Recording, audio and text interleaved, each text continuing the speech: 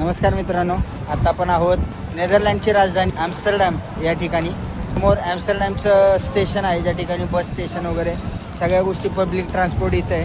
आणि ॲम्स्टरडॅमची एक खासियत आहे, ही जी समोर बोट दिसते ही गव्हर्नमेंटची बोट आहे. याच्यामध्ये सायकल असेल, स्कूटर असेल, ह्या सगळ्या गोष्टी आपण घेऊन पलीकडच्या साईडला जाऊ शकतो. हे पूर्णपणे फ्री आहे, याच्यामध्ये एकही रुपया आपल्याला द्यायची.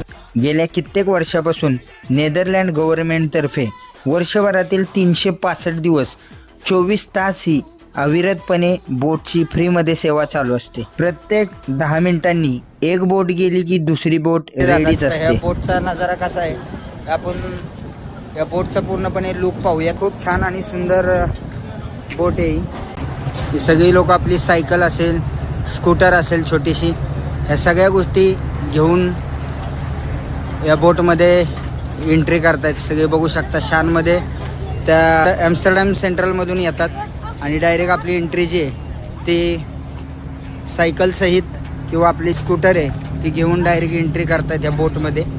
आता ही बोट पलीकडे चाललेली आहे. ॲम्स्टरडॅम नदीच्या आईल्या तीरावरून पहिल्या तीरावर जाण्यासाठी 500 मीटरचा हा प्रवास ही बोट अवघ्या 3 ते 4 मिनिटात पूर्ण करते.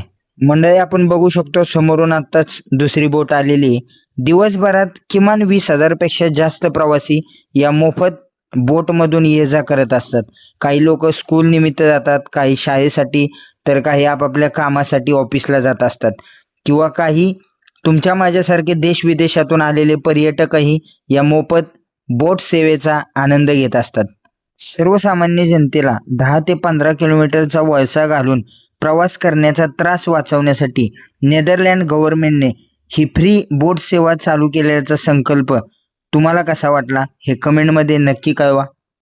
तर मंडळी, आपल्या इकडे सुद्धा लोकांचा वेळ वाचवण्यासाठी आवश्यक ठिकाणी अशा प्रकारच्या सुविधा गव्हर्नमेंटने चालू केल्या पाहिजेत का, याबद्दल तुमचं काय मत आहे कमेंटमध्ये नक्की कळवा.